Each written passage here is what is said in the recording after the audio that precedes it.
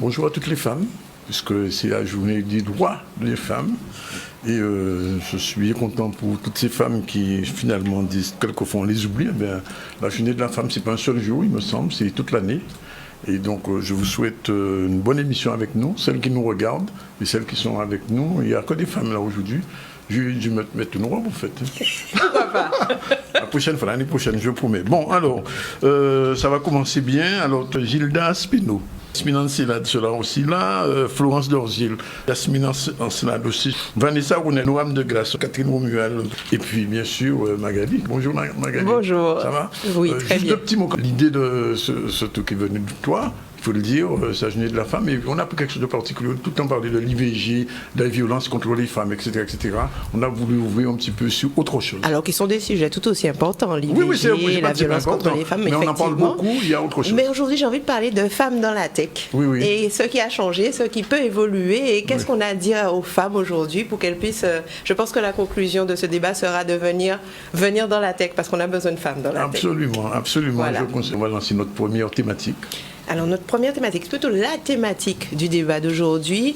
Femmes, tech, numérique, digital, ce qui a changé. Oui. Ou ce qui doit, j'aurais dû dire derrière, ce qui doit changer. Oui. Pas sûr que... Ah bon? Tout n'a pas encore changé. Mais on va entendre nos invités, nos différents plateaux, et je pense qu'à partir de là, je pense qu'elles seront assez... elles sont là d'ailleurs pour porter la voix des femmes, le droit des femmes, je parle bien le droit des femmes, dans ce domaine en tout cas. Non. On a deux premières invitées, Florence Dorzil qui est consultante en transformation digitale et la fondatrice de l'agence Tandem Office. En Guadeloupe, bien entendu. Oui. Et Gilda Speno, qui est enseignante en BTS SEO, système informatique aux organisations, et aussi chef de projet. Alors, Madame Speno, on va commencer par vous. Est-ce que vous pouvez présenter un petit peu la filière que vous enseignez dans les établissements scolaires?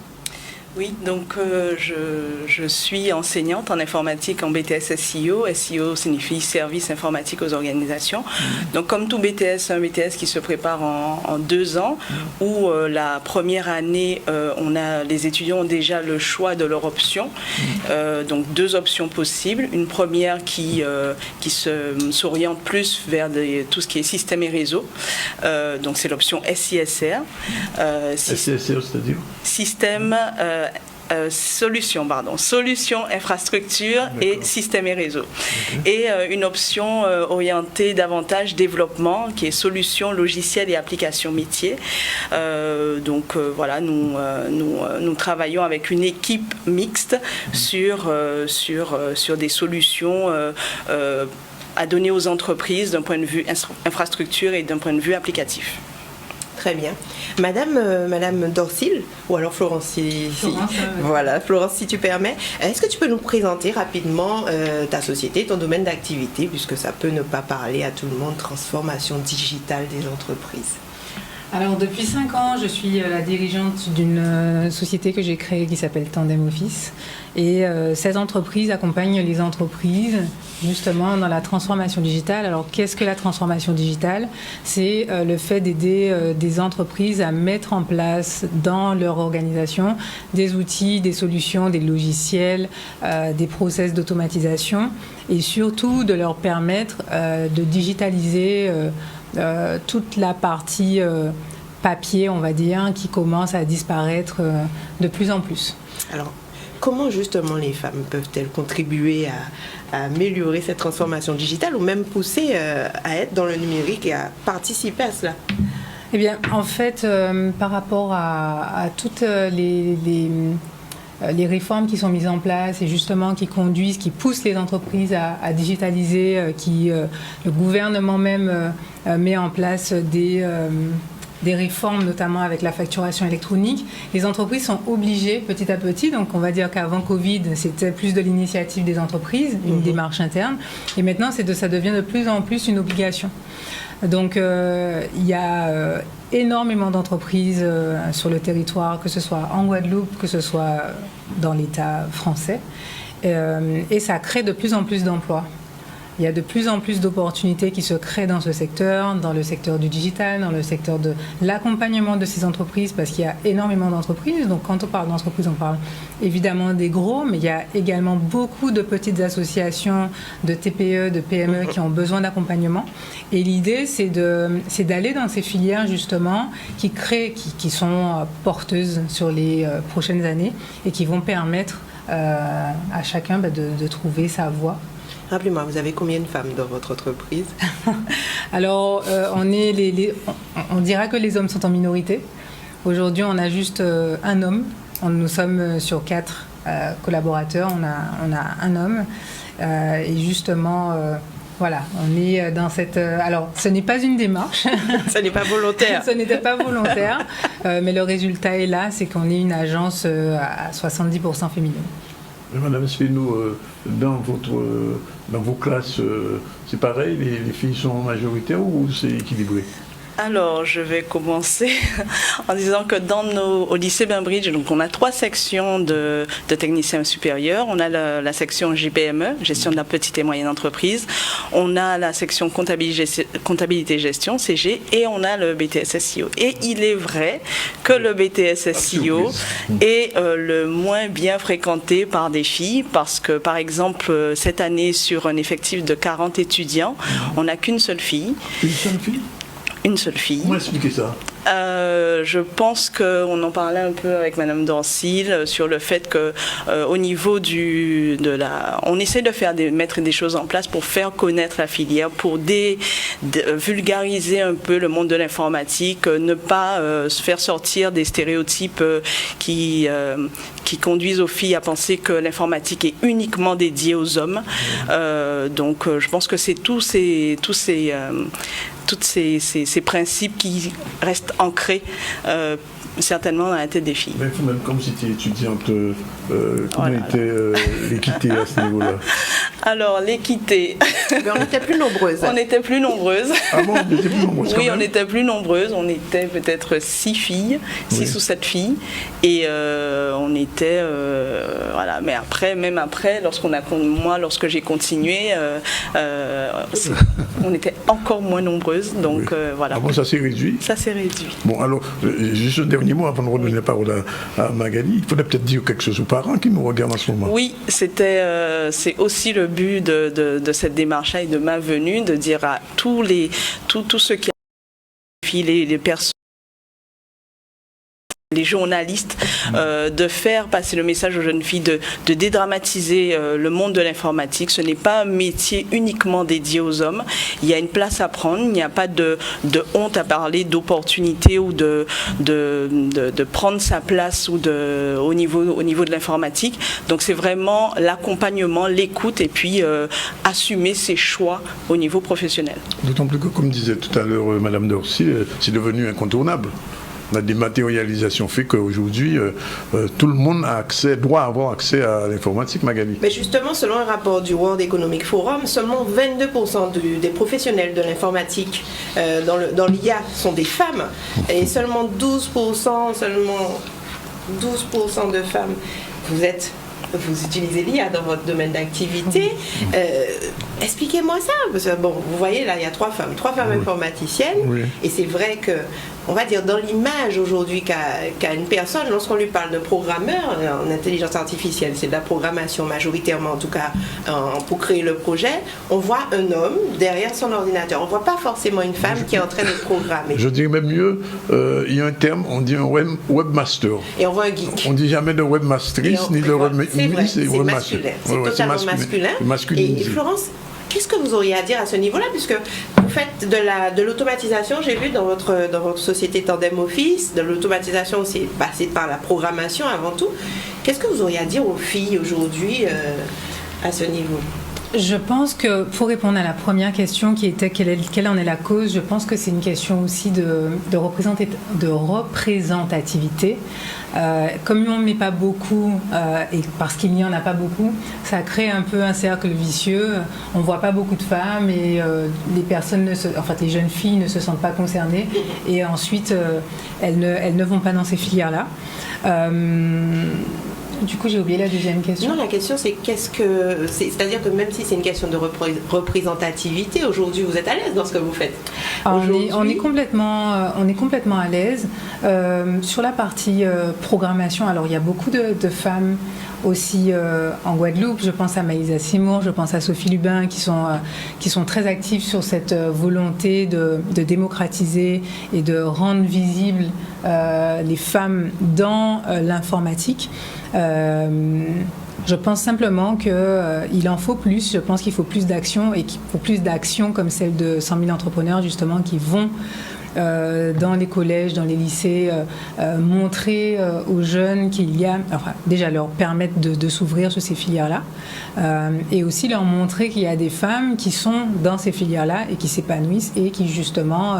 et qui restent femmes. Et qui reste femme. Reste femme, peu importe, on n'est pas dans la tendance sexuelle, pas du tout, on peut dire qu'elles restent femmes.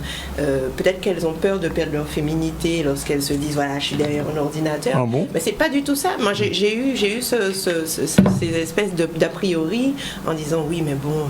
c'est pour les garçons, c'est complètement masculin. Justement, en parlant d'informatique et d'automatisation, aujourd'hui, Tandem Office, justement, propose ce type de... Donnez-moi des exemples concrets, si on peut parler comme ça, d'automatisation. Qu'est-ce qu'on entend par tâche chronophage dans une entreprise Aujourd'hui, il y a beaucoup de choses qui se font dans les entreprises qui sont historiques, notamment l'impression des documents papier, l'archivage de ces documents papier, qui constituent aujourd'hui des tâches chronophages, c'est-à-dire des tâches qui demandent du temps. Elles demandent du temps parce qu'elles font partie intégrante du travail, on doit le faire, mais elles deviennent des tâches chronophages parce que c'est des tâches qui deviennent tout d'un coup automatisables. Et nous, dans le cadre de notre organisation, on va un peu étudier ces process-là, voir quelles sont ces tâches chronophages que l'entreprise doit faire dans le cadre de ses activités et quelles sont ces tâches-là qui peuvent être automatisées. Je pense à la réservation, je pense à des inscriptions, je pense à tout un tas de choses, notamment dans les établissements scolaires. Lorsque vous devez inscrire votre enfant à l'école, vous devez remplir tout un tas de documents. Typiquement, ce genre de tâches sont devenues des tâches chronophages parce qu'elles sont automatisables. Et donc, l'idée, c'est de justement permettre aux parents de compléter une fiche en ligne et permettre à l'établissement de recevoir tout le détail de la fiche d'inscription de l'enfant, par exemple. Tout en respectant la loi sur la protection des données. Évidemment, tout en respectant ça, tout en respectant le RGPD et tout en mettant derrière des process de sécurisation de l'information sous des clouds souverains, en respectant le RGPD, etc., etc. Alors, Hilda Spino, quels sont les métiers qui sont offerts aux gens dans votre formation après le BTS?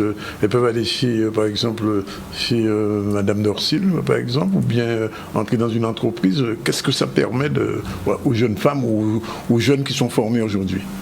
Alors, à la sortie de notre BTS, c'est vrai qu'on a au vu des deux options, on a plus une orientation développement et réseau, mais les métiers qui développement d'applications, donc programmation, site internet, programmation d'applications mobiles par exemple. Mais il est vrai que la plupart de nos étudiants s'orientent vers des métiers qui touchent des enjeux au niveau national comme régional, à savoir des métiers liés à la cybersécurité. Donc dans un premier temps... On en a besoin. Voilà. Surtout en ce moment. Voilà, et dans l'orientation, ça c'est plus dans l'orientation système et réseau. Et pour l'orientation développement d'applications, c'est vrai qu'on est plus dans des métiers qui touchent au développement, à la création d'applications mobiles avec une forte, un fort lien avec tout ce qui est intelligence artificielle. Et depuis quelques années, effectivement, certains de nos étudiants vont faire des formations pour se spécialiser en automatisation et en no-code. D'accord. Bien. On a pratiquement terminé. C'est juste à dire que si on laisse l'intelligence artificielle se développer... On aura une émission là-dessus.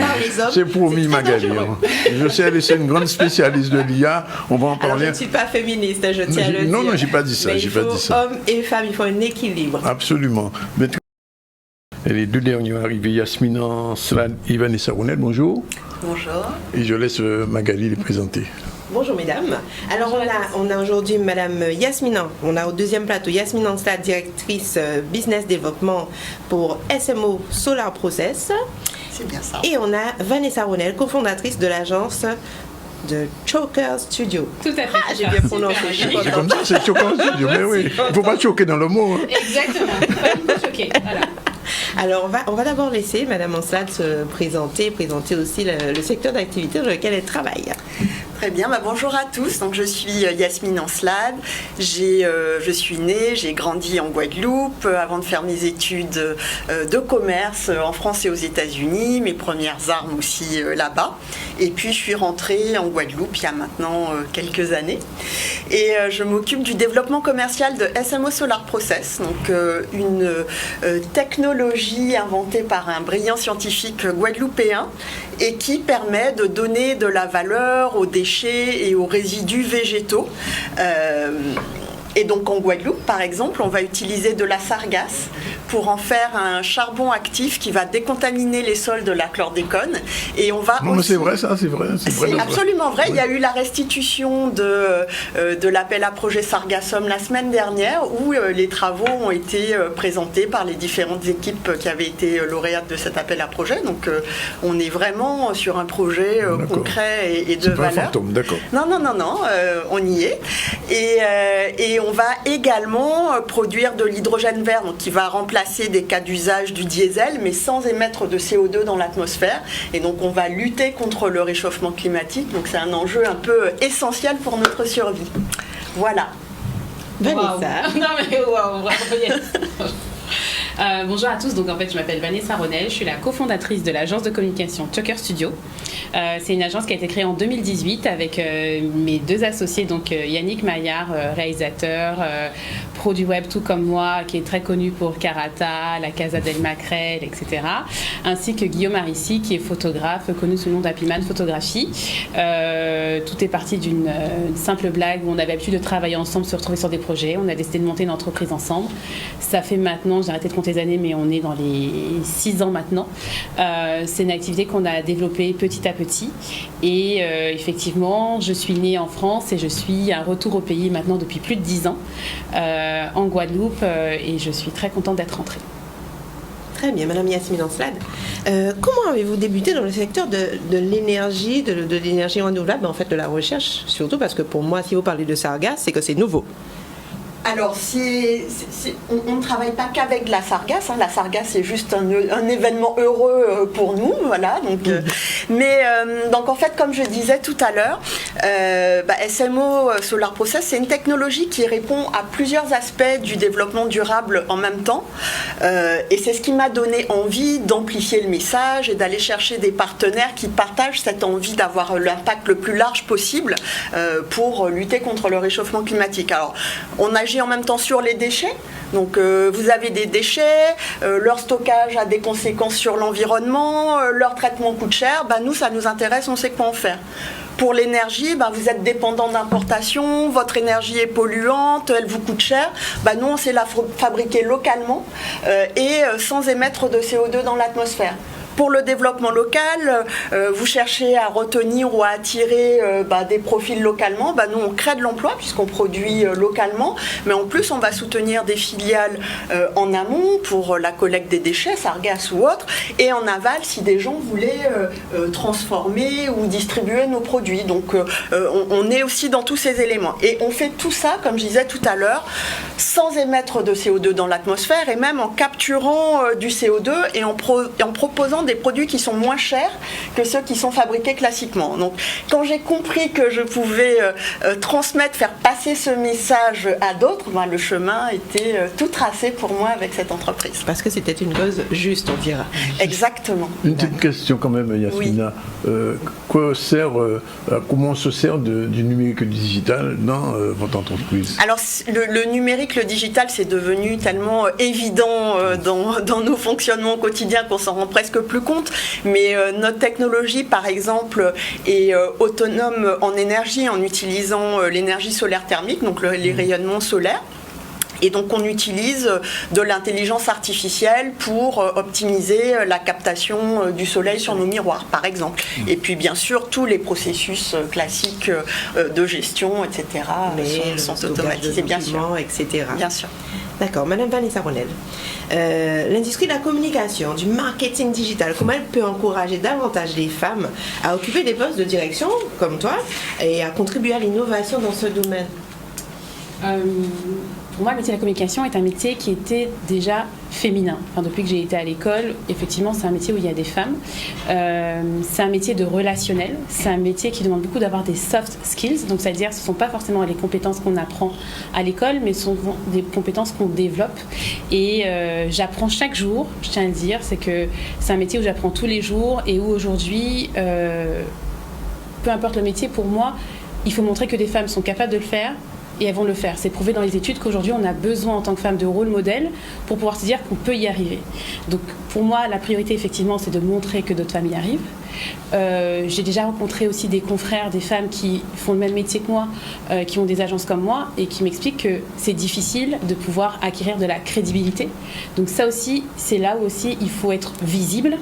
Et c'est ça que je dirais pendant toute la journée aujourd'hui, c'est les femmes doivent être visibles. On n'a pas à quémander, il faut qu'on puisse être visible, il faut qu'on puisse s'exprimer, il faut prendre la parole, il faut agir.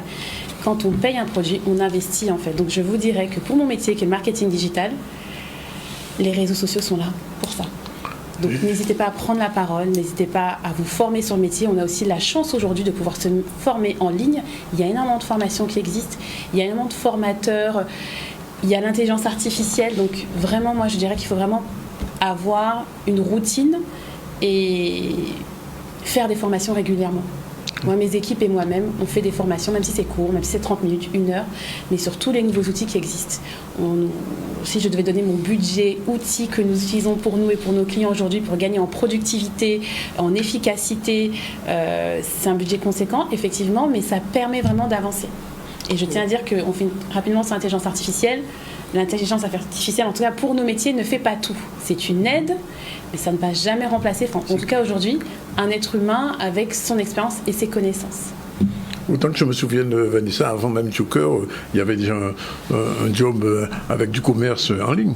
Tout à fait, effectivement, avant de lancer Tucker Studio, j'avais créé Segundo Piso, donc qui était vraiment un site avant-gardiste en 2017-2018, on n'avait même pas encore la 4G, qui était leader sur l'industrie du maillot de bain haut de gamme et sur lequel j'avais créé un site internet où j'avais mis en place aussi des outils qui étaient un peu innovants à l'époque comme le paiement plusieurs fois, comme pouvoir la gestion des retours parce qu'on avait des vraies problématiques autour du e-commerce à l'époque et effectivement c'était innovant à cet instant T et ça m'a permis en même temps vraiment de développer cette activité, d'être dans le bain des startups, de l'innovation, de se rendre compte de tous les défis auxquels on doit faire face.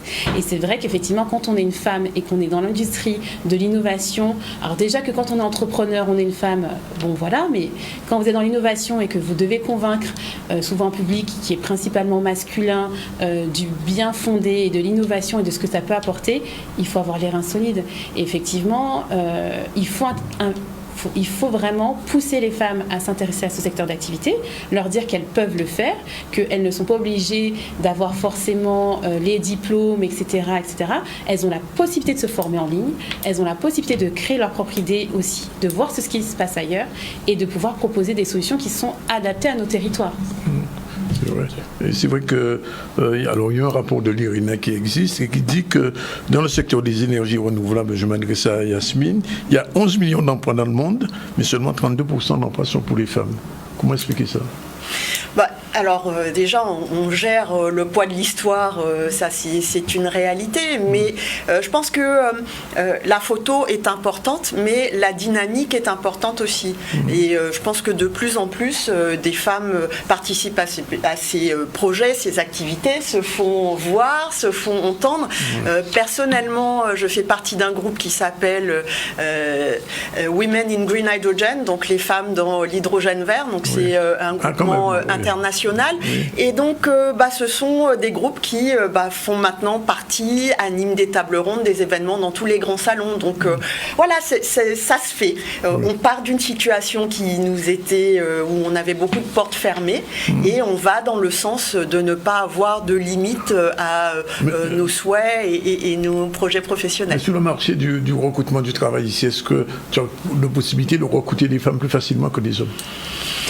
Alors, je me pose pas encore cette question sur plus facilement des femmes et des hommes, puisqu'on est plus sur des sujets de profil, mais l'équipe, ne serait-ce que l'équipe dans laquelle j'évolue, j'ai commencé par travailler au sein d'une cellule de développement commercial avec 2 autres jeunes femmes, toutes les 2 docteurs en sciences. Donc moi j'étais le côté commercial et elles étaient les scientifiques, et on a travaillé en très bonne intelligence et en étant très complémentaires. Donc je n'ai pas encore connu ces limites par rapport à l'activité dans laquelle je suis engagée aujourd'hui sur la participation de femmes au projet, puisque nous sommes quasiment à égalité avec les hommes. Magali? Alors justement, vous avez parlé de groupement de femmes parce qu'il faut des modèles. Il faut des modèles. Vanessa aussi, vous l'avez dit tout à l'heure. Alors, quels sont les modèles que vous inspirez, vous, dans votre parcours professionnel ou même personnel, Je dirais qu'aujourd'hui, en 2024, on a la chance de... Aujourd'hui, je me reconnais dans beaucoup de femmes. Des femmes d'hier, d'aujourd'hui, et je trouve ça extrêmement positif. Alors oui, il y a tous les modèles un peu internationaux, parce qu'effectivement j'ai vécu un peu en hexagone arrivé ici, mais que ce soit une Oprah Winfrey, que ce soit une Christiane Taubira, que ce soit une Gisèle Pineau, que ce soit une Marie Scondé, que ce soit un personnage fictif comme Cookie Lyon dans Empire ou Olivia Pope dans Scandale, ou ces actrices comme Viola Davis qui imposent tellement et qui apprennent en fait aussi aux femmes à s'imposer ce leadership et à utiliser aussi nos atouts de femmes qui ne sont pas juste physiques, justement pour avancer et ne pas perdre le nord.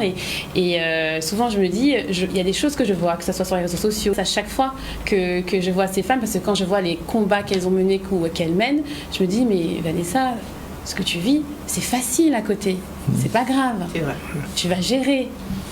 Je vais donner un exemple parce que c'est une amie qui m'en a parlé. Il faut vraiment que je regarde ce reportage. L'ancienne directrice du FMI, qui aujourd'hui siège à l'Europe, et qui expliquait que c'était une des femmes les plus puissantes au monde, quand même. Au FMI, vous êtes numéro 3, numéro 4, s'il se passe un truc dans le monde, c'est vous qu'on appelle. Et elle expliquait que jusqu'à aujourd'hui, il faut qu'elle fasse ses preuves. Donc, et qu'elle est obligée de tout le temps faire des stratégies, de tirer des ficelles, etc., de prendre sur elle quand elle entend des réflexions de la part des hommes, alors que c'est une des femmes les plus puissantes au monde. Donc, pour moi, c'est un exemple dans le sens où ça fait partie du quotidien.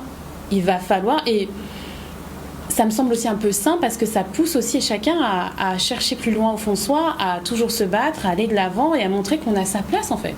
Aujourd'hui, c'est ça la question, c'est homme ou femme, on a notre place. Mais dans l'audiovisuel, quand même, les femmes commencent quand même à percer. Bien sûr, j'ai envie de parler pas derrière la caméra, mais devant, bon, il y a les actrices, mais derrière, il y a de plus en plus de réalisatrices. Bien sûr, il y a de plus en plus de réalisatrices. On voit aussi les prix, les Césars, etc., qu'on valorise aussi les femmes. Le dernier succès mondial, Barbie, c'était réalisé par une femme. Oui.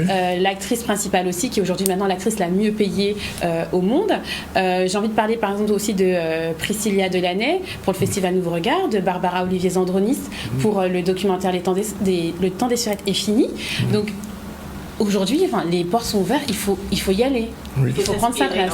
Il faut s'inspirer. Il faut s'inspirer de ces personnes, de ces jeunes, de ces femmes, pour pouvoir justement se dire yes I can. Et même dans la politique d'ailleurs. Dans la politique aussi. J'allais dire que c'est pas. Effectivement, on parle des grandes femmes et des femmes qu'on voit à la télé, etc. Mais moi, je me sens inspirée en fait par Yasmine. Je me sens inspirée en fait par Magali. Oui. Parce que ce qu'elles font, elles y croient à fond, elles le font à fond et elles ont de l'impact dans ce qu'elles font. Absolument. Donc il n'y a même pas besoin de chercher loin. Oui. Même dans mon voisinage, j'ai 2-3 amis. Voilà. Yasmine ? Oui. Au niveau des énergies renouvelables, est-ce que les femmes commencent à prendre le pouvoir ? Alors moi, j'ai en tête une image extrêmement claire. On a été invité à la COP 26 à Glasgow par le New York Times en 2021. Et donc il y avait une série de tables rondes, et il y a eu une table ronde qui était un peu mystérieuse, annoncée à la dernière minute, et c'était un peu les Avengers. Et donc il y avait une table ronde avec, elle devait être 8 ou 9 jeunes femmes, activistes du climat, donc œuvrant pour une justice climatique en Asie, en Amérique du Sud, en Europe, en Afrique. Donc c'est les Greta Thunberg, les Vanessa Nakate, les Malala Yousafzai, enfin vraiment des jeunes femmes d'une petite vingtaine d'années, et qui ont chacune des millions de followers sur leurs réseaux sociaux, qui sont à la tête de manifestations pour dire au monde « il faut que ça change ». Et moi je trouve ça, j'étais vraiment très impressionnée par cette énergie, par leur capacité à mobiliser, et je me dis que voilà, cette génération va réussir à pousser des murs, et peut-être que le fait que les femmes traditionnellement étaient plus à même d'exprimer leurs émotions, face à des enjeux comme le réchauffement climatique, où on a du mal encore à comprendre les tenants et aboutissants, qu'est-ce qu'on fait, quelles sont les conséquences, qu'est-ce qui se passe, elles arrivent à toucher une fibre émotionnelle qui pousse à l'action. Et moi, franchement, je dis chapeau et allez-y, les nouvelles générations. Oui, j'allais dire à Vanessa, juste un petit mot, les influenceuses, ce sont plutôt des femmes? Oui, principalement. Mais justement, en fait, j'allais rebondir un peu sur cette notion d'influence, parce que effectivement, c'est tout à l'heure, on a parlé aussi Yasmine, c'est comment on peut faire bouger les choses, c'est les réseaux, donc peu importe professionnels, etc. Ça, voilà. Devenir aussi vraiment que ce soit un leader d'opinion ou créateur de contenu qui soit influent. Je pense que c'est vraiment et puis on revient toujours à la même notion. Oui, c'est visibilité, notoriété. Et là, ensuite, on peut passer à autre chose. Et crédibilité, légitimité. Voilà. Alors, j'ai quand même une question, Madame Yasmine Ancel, concernant la filiale. La filière ou la filière. Quel type d'études vers lesquelles il faut se tourner? J'ai entendu parler d'ingénieurs tout à l'heure. Alors, en fait, toutes les entreprises ont besoin d'une palette de compétences. Là, dans notre cas, donc on est une entreprise de haute technologie. Donc, bien sûr, on a des scientifiques. Donc, on a des docteurs en sciences dans divers domaines, donc qui ont fait des écoles d'ingénieurs ou des doctorats à la fac. Donc, voilà. Rien que dans l'équipe là de mémoire, je pense en particulier à 4 de mes collègues qui ont passé brillamment leur thèse sur différents sujets qui contribuent à faire vivre ces technologies. Moi, je viens d'un environnement plutôt commerce, puisque j'ai fait des études de commerce, et c'est important d'avoir la science et de résoudre des sujets techniques, mais si on ne sait pas en parler et si on ne sait pas trouver où le positionner sur le marché, avec qui, on n'a pas toutes les cordes à son arc. Donc voilà, il faut de tout, et je pense que l'important, c'est de faire quelque chose qui peut devenir une passion, où on est nourri de l'intérieur par l'envie de contribuer à un projet, parce que quand il y a des périodes moins faciles, d'avoir une motivation intérieure et des convictions, ça aide. Mais voilà, toutes les voies sont ouvertes, parce qu'on a besoin de tout le monde, des hommes, des femmes, parce que chacun arrive avec un bagage différent. Et c'est cette ouverture à la diversité d'expériences, de vécus et de points de vue qui donne une richesse à ce qu'on peut produire. Est-ce que vous avez un dernier mot pour une jeune fille qui veut se lancer? On a parlé d'influenceuse ou alors de formation en ligne. On a besoin de tous les cerveaux et tous les types de cerveaux nécessaires, mais particulièrement en matière de marketing digital. C'est surtout, moi, j'aurais aimé qu'on insiste vraiment sur la formation.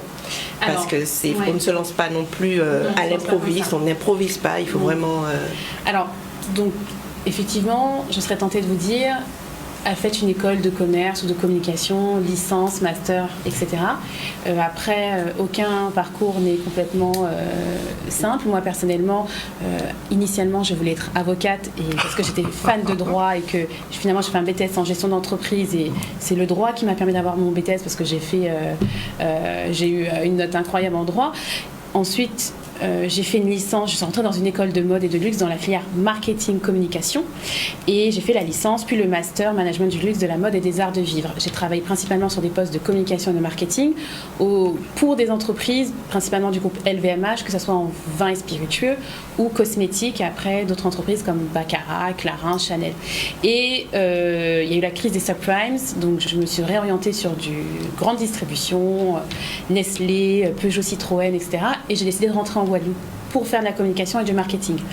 J'ai beaucoup appris sur place parce qu'effectivement j'avais une expérience qui était purement française et j'ai appris en intégrant une agence de com digitale ici, qui a pignon sur rue, à comprendre le marché ici.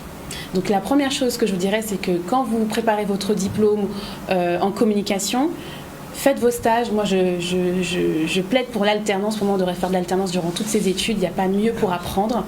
Et travaille dans des agences ou chez des annonceurs, donc dans des entreprises où vraiment vous serez au contact de professionnels de la communication et de marketing qui vont vous expliquer comment fonctionne la communication, parce qu'on ne fait pas de la communication ici comme on en fait ailleurs. On n'a pas les mêmes utilisations, les mêmes usages.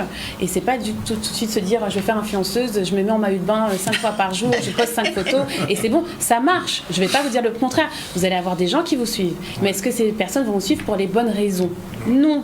Oui. Donc la réalité, c'est que formez-vous au métier, apprenez les usages. Aujourd'hui, il y a plein de formations pour apprendre à faire une vidéo face caméra avec un bon iPhone 15 Pro Max.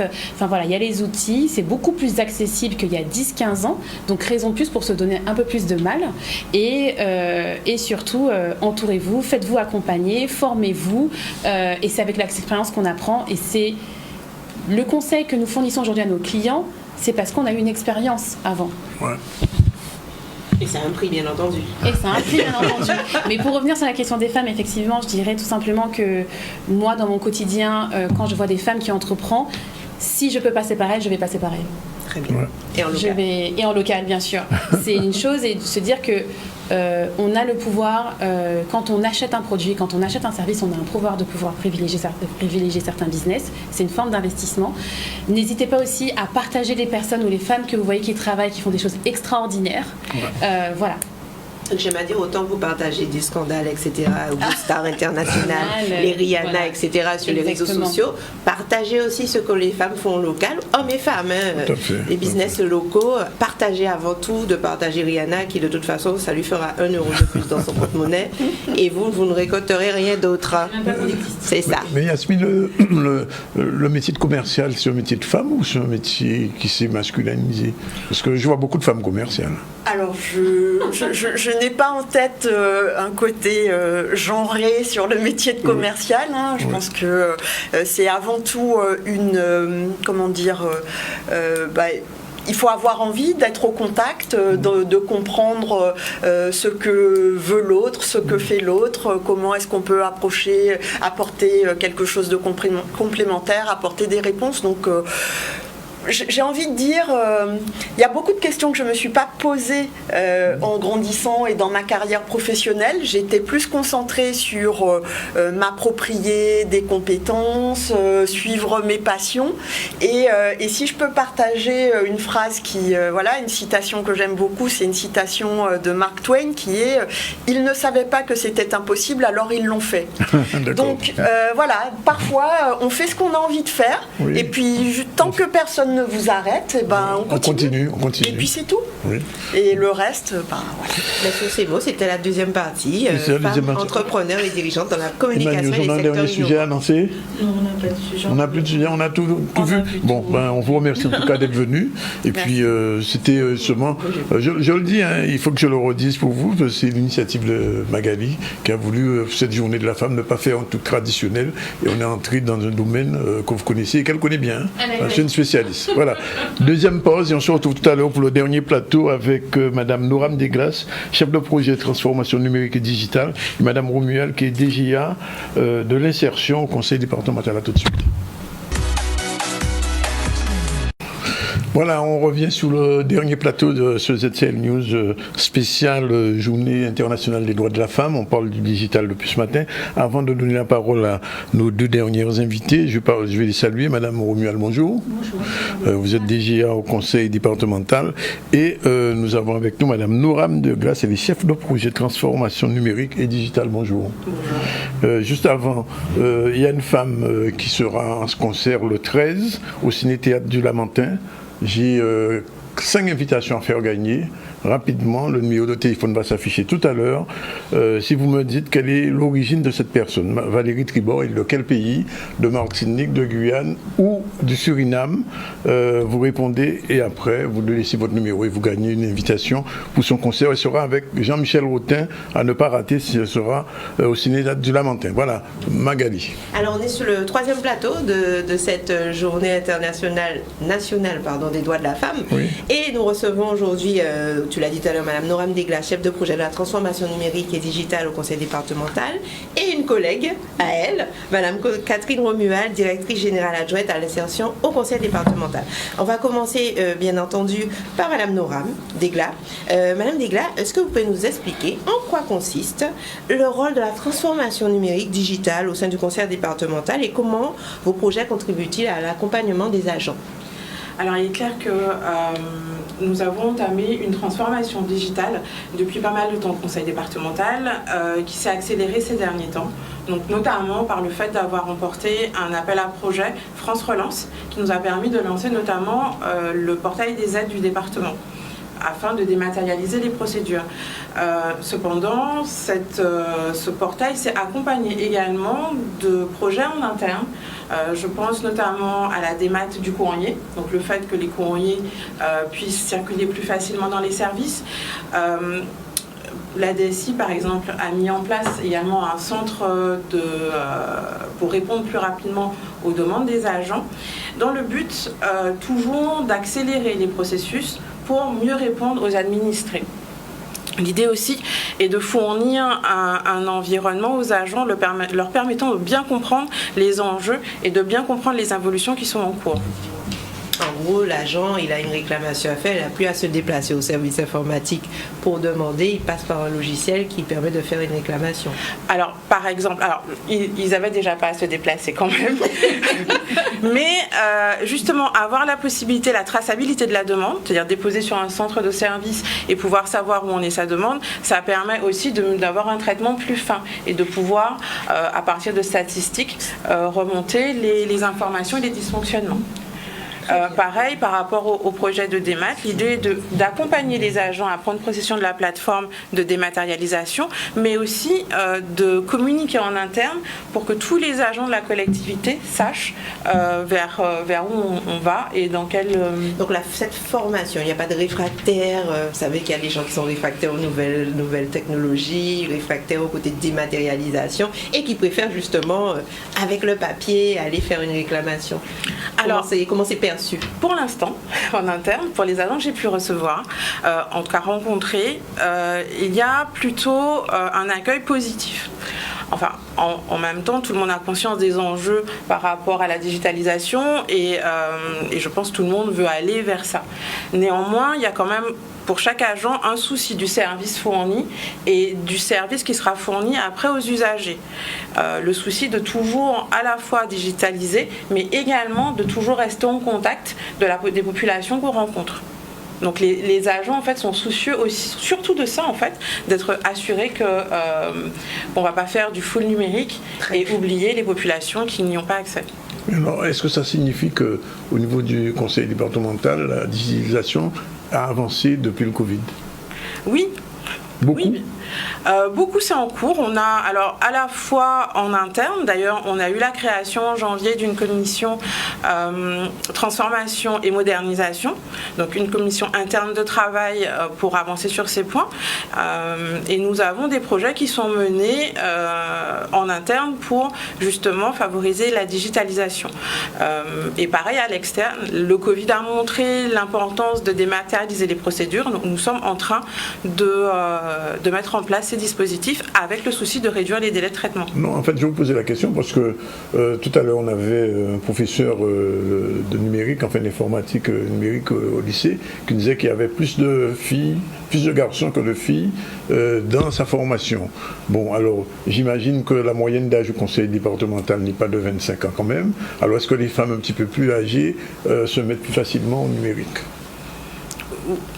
Pour ceux que j'ai pu rencontrer, oui. Enfin, on n'a pas de, en tout cas en interne, pas de barrière de l'âge.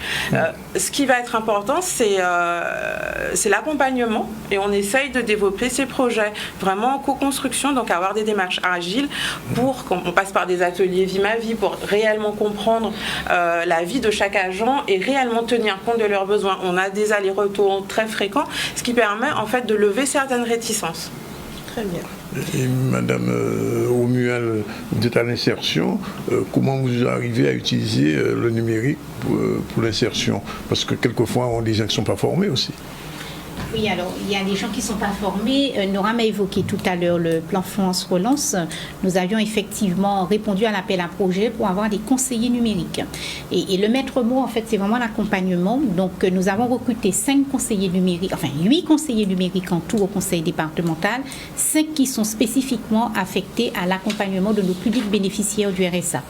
Et donc, le rôle de ce conseiller numérique, c'est d'être aux côtés de ces personnes pour favoriser l'inclusion numérique. Et qu'est-ce qu'on met là-dedans, qu'est-ce qu'on met derrière? C'est accompagner donc ces bénéficiaires du RSA à faire leurs démarches en ligne, à créer par exemple une adresse mail, à consulter leurs droits soit sur l'espace France Travail, soit sur l'espace CAF, les comptes en ligne, voilà, tout ce que nous faisons en tout cas avec ces conseillers numériques, c'est mettre en place des ateliers pratiques où on reçoit soit en individuel, soit en collectif ces bénéficiaires et vraiment assurer une montée en compétences. Donc, on a évoqué il n'y a pas très longtemps les chiffres de l'illettrisme en Guadeloupe, mais ces chiffres de l'illettrisme, il faut savoir qu'on les double aussi par les chiffres de l'électronisme. Et donc notre mission aujourd'hui, avec ces conseillers numériques, c'est bien de faire une montée en compétences de ces publics sur l'utilisation du digital, et d'autant plus que la collectivité est en train de se transformer numériquement, donc il ne faut pas qu'il soit... Après, elle se transforme, la collectivité? Bien sûr, la société. Non, j'ai entendu ça. Alors, justement, en parlant d'électronisme, effectivement, nous avons 17% de personnes atteintes d'électronisme. Selon les chiffres de 1999, on n'a pas les derniers chiffres, mais justement, au niveau des femmes. Parce qu'on a aussi aujourd'hui, vous avez une plateforme qui s'appelle DOB 97.1. Tout à l'heure, nous allons voir la vidéo qui montre un peu quel est le rôle du conseil départemental et quel rôle joue cette plateforme. Vous avez des femmes qui sont en famille monoparentale le plus souvent, qui se retrouvent bénéficiaires du RSA. Est-ce qu'elles sont mieux dirigées, plus prises en compte au niveau de vos démarches au niveau du conseil départemental? Alors Magali, ce qu'il faut savoir, c'est qu'on a principalement des femmes en fait bénéficiaires du RSA aujourd'hui. Donc c'est vrai que naturellement, dans l'ensemble des dispositifs, on va les retrouver plus nombreuses et mieux représentées dans ces dispositifs. Pour revenir à la plateforme JobNet1, en fait, cette plateforme permet de mettre en relation une entreprise avec un bénéficiaire du RSA. Et aujourd'hui, pour permettre aux bénéficiaires de s'approprier l'utilisation de cette plateforme, nous mettons en place ce que nous appelons des BICA Jobs. Donc les BICA Jobs, ce sont des ateliers qui se déroulent dans les communes une fois par mois. Donc on tourne en fait dans les communes de Guadeloupe, plus près de la population. Plus près de la population. Donc on pratique ce qu'on appelle les démarches d'aller vers. Et dans ces ateliers, dans ces BICA Jobs, mais nos conseillers numériques sont présents et on va accompagner le bénéficiaire à remplir un CV en ligne, par exemple, de façon à ce qu'il puisse être tout de suite matché avec une offre qui serait disponible. Donc l'appropriation de la plateforme, elle ne se fait pas tout seul, elle se fait avec un accompagnement. Très bien, très bien. Est-ce que vous voulez qu'on puisse visualiser la vidéo justement que vous... Oui, on va regarder cette vidéo. C'est parti. Voilà. Qui accompagne vos dires.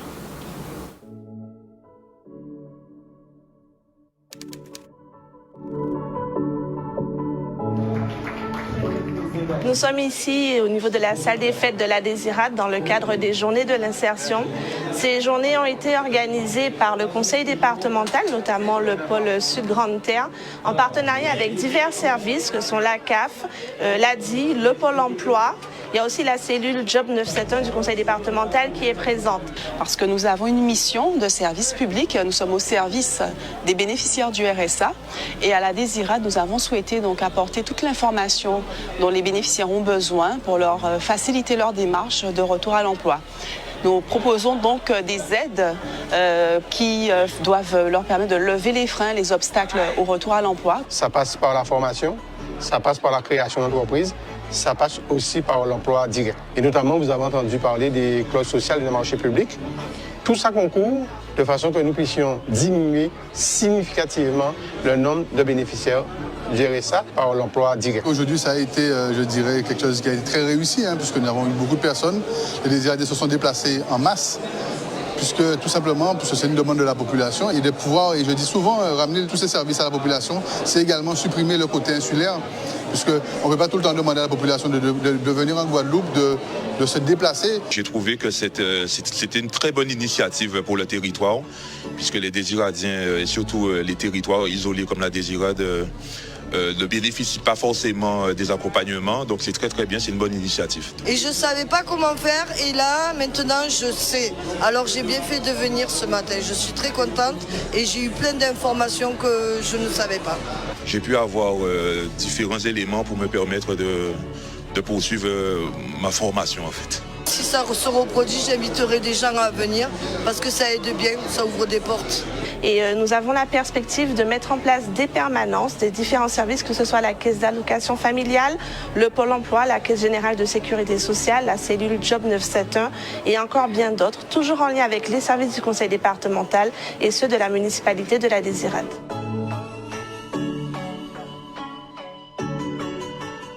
Les autres îles, Marie-Galante, Terre de Haut, Terre de Bas. On est passé à Marie-Galante déjà. Les Saintes, c'est programmé. L'idée, c'est vraiment de conduire ces démarches-là de façon répétitive, puisqu'on a des bénéficiaires du RSA qui sortent du dispositif, mais on en a d'autres qui entrent. Donc l'idée, c'est de toucher tout le monde. On est désormais en lettres. L'agglomération Basse-Terre a été sélectionnée par rapport au RSA sous condition. Et justement, cet aller vers est d'autant plus important pour ces personnes, puisque on a bien vu au niveau du reportage la personne qui disait « je ne savais pas comment faire et maintenant je sais ». Elle en parlera à d'autres personnes, mais je pense que ça va être dans les perspectives 2024, c'est peut-être accentuer la communication sur ces différents BICA Jobs, c'est ça? Oui. Les BICA Jobs dans les différents rangs de ville. Madame Degla, au niveau justement, on va en parler tout à l'heure, Madame Romuald, Madame Degla, au niveau des principaux axes, quels principaux axes que vous souhaitez mettre en avant en 2024 concernant la transition du département numérique? Alors, je pense que la volonté principale, et ça va être l'axe majeur, est de réduire les délais. Toujours répondre plus rapidement aux demandes qui nous sont faites. Et ça va être notre fil directeur, en tout cas pour cette année 2024. Par la suite, il y a également, comme vous le disiez, un besoin de plus communiquer, de mieux communiquer, à la fois vis-à-vis du public, mais également se situer comme animateur au niveau du territoire et de constituer un maillage avec les partenaires, un maillage qui existe déjà, mais le renforcer pour que chacun puisse se faire le relais de l'information et qu'on puisse pareil, nous faire remonter les difficultés qui sont rencontrées. Puisque l'intérêt, c'est bien sûr que ce soit à double sens, que ce ne soit pas que d'un côté descendant, mais aussi qu'on parte de l'expérience terrain pour pouvoir améliorer nos dispositifs. J'avais demandé à Mme Romuald, est-ce qu'au niveau des gens, des bénéficiaires du RSA, il y a des difficultés au niveau numérique? Est-ce que vous rencontrez souvent des difficultés à ce niveau-là? Parce que les gens pensent quelquefois qu'il suffit d'avoir un Instagram et un Facebook et puis tout est réglé. Non, justement, vous avez raison de le souligner.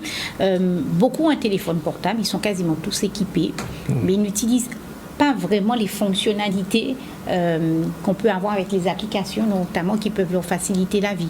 Donc le but justement des ateliers numériques que nous mettons en place, et on va avancer parce que pour 2024, vous savez, on a été sélectionné aussi pour conduire dans le cadre du volet inclusion du plan France Relance, donc un accompagnement renforcé sur le territoire, vous l'avez évoqué tout à l'heure Magali, mais c'est beaucoup plus large que ça, et nous avons une feuille de route qui a été construite autour de 5 grands enjeux, et ce que nous entendons faire véritablement, c'est de mailler le territoire, d'identifier tous les acteurs du territoire qui peuvent accompagner ces publics-là, donc nos bénéficiaires du RSA, mais aussi les demandeurs d'emploi plus largement.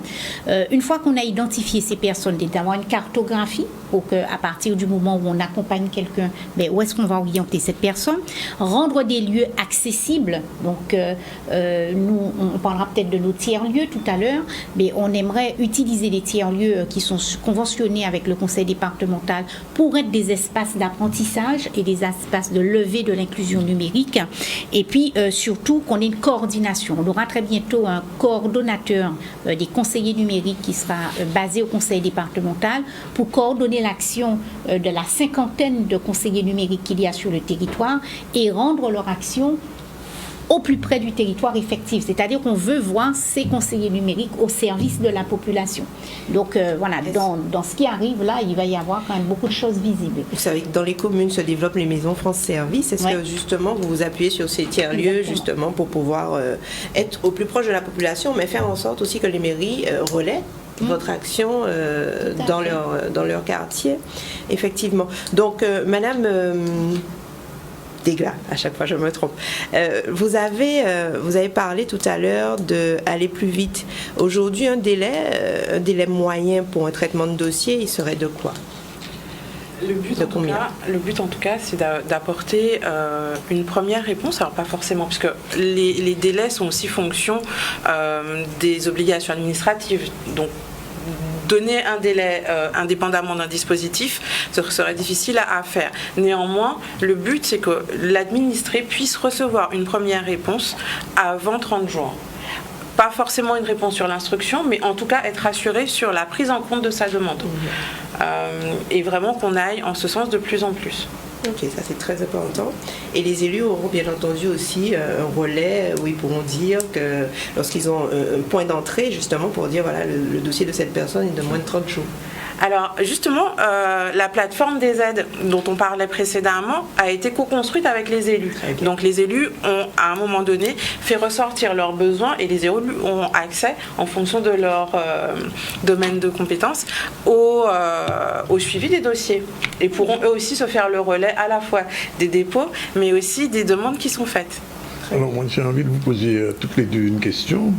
Depuis la pandémie, est-ce que le travail en présentiel a perdu de son influence par rapport au travail en visio ? Je pense qu'on est en train de trouver un bon équilibre. On rationalise peut-être davantage l'utilisation de la visio au profit du présentiel. Mais je pense que... à mon sens, on fait peut-être plus de visio pour des réunions très spécifiques, mais en fait, on trouve un bon équilibre entre les deux, il me semble. Madame Aumua. Oui, moi je pense qu'on joue la complémentarité et quand on est sur des questions très opérationnelles et on connaît l'état de la mobilité sur le territoire, donc le travail multipartenarial est facilité par la visioconférence. Par contre, les réunions stratégiques, il vaut mieux se voir en présentiel, je crois. Tout compte faire ? Oui. Bien sûr. Et puis, comme je dis, l'idée c'est d'accompagner. En tout cas, pour ce qui concerne les projets sur lesquels je suis, où on est sur de la transformation, c'est important de se rencontrer en fait. Pour rassurer déjà, c'est important de savoir à qui on parle et qui on a comme interlocuteur. Donc il est clair qu'on va favoriser quand il le faut le présentiel et à partir de certains temps sur des réunions de travail, la visio. Madame Omuat, si vous avez aujourd'hui une femme qui est bénéficiaire du RSA aujourd'hui et qui ne s'est pas rapprochée du département, qu'est-ce que vous aurez à lui dire aujourd'hui ? Mais tout dépend de ce qu'elle attend.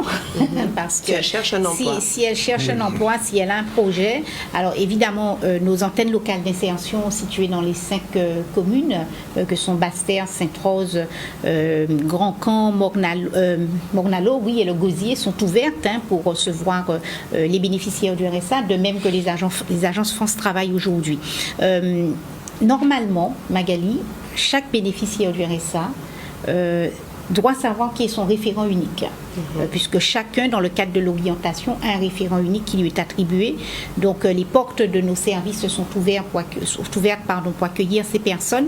Et ce qu'il faut dire aujourd'hui, c'est que l'arrivée de France Travail doit permettre de renforcer ce travail multipartenarial pour accueillir tous les bénéficiaires du RSA. On a une obligation de le faire. Ils étaient déjà là, ils ont juste changé de nom, mais maintenant, effectivement, c'est peut-être une autre perspective. C'est ça, c'est-à-dire que Pôle emploi existait, et d'ailleurs, dans le cadre du service public de l'insertion et de l'emploi, nous avions déjà un consortium de constituer. Donc, France Travail est la continuité de la démarche, mais on a là une obligation renforcée de l'accompagnement de ces bénéficiaires et du maillage, je sais. Et du maillage. Mais j'ai envie de poser une question à Magali et qui vous concerne. La semaine dernière, nous avons parlé beaucoup de cybersécurité et on a affaire à des gens qui sont au RSA, qui ne sont pas suffisamment informés de ces dangers. Qu'est-ce qu'on peut leur dire ?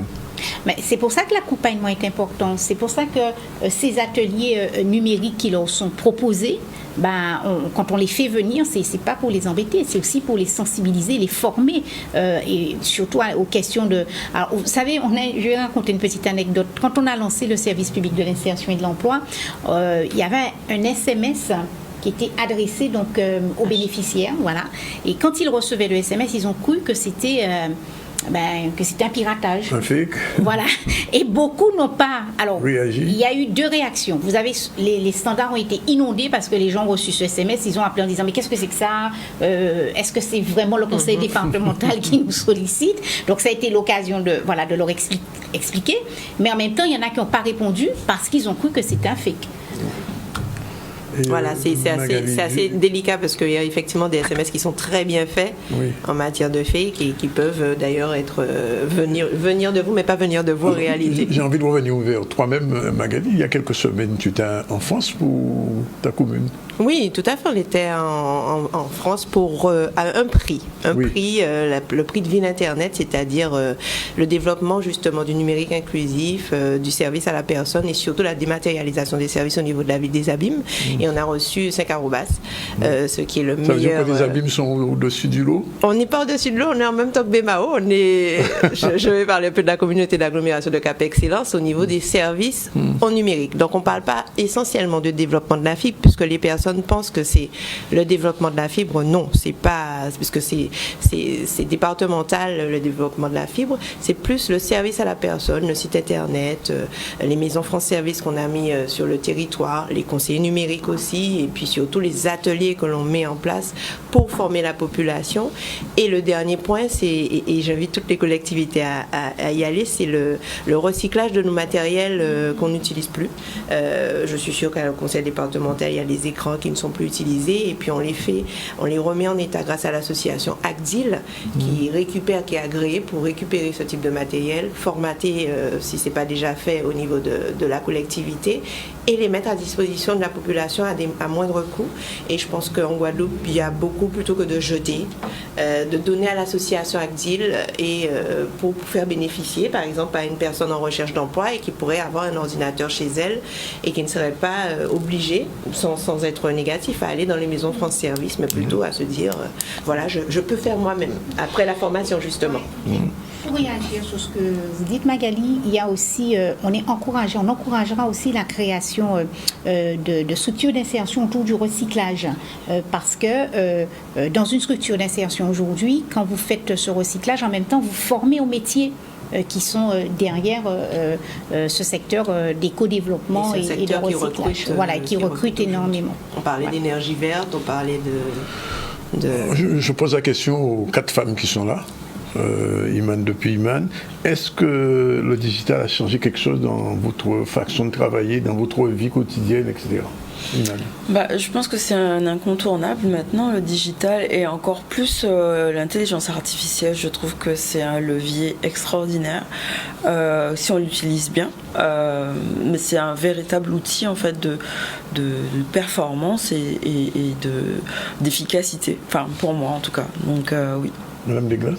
Oui, forcément. Alors, c'est clair que l'intelligence artificielle... Reportez-vous il y a 20 ans, par exemple. Il y a 20 ans. D'accord. Alors, il y a 20 ans, oui, alors c'est sûr que, ne serait-ce qu'il y a 4-5 ans, avec l'arrivée de l'IA qui s'est vraiment démocratisée, forcément, on arrive maintenant à faire des choses plus vite, mais les enjeux aussi sont beaucoup plus grands.